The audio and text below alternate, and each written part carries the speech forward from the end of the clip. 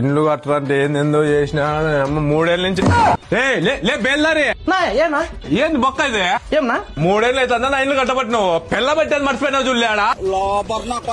కొంపని కొల్లేరు లే నువ్వు బేల్దారా నువ్వు లే బేల్దారా నువ్వు లే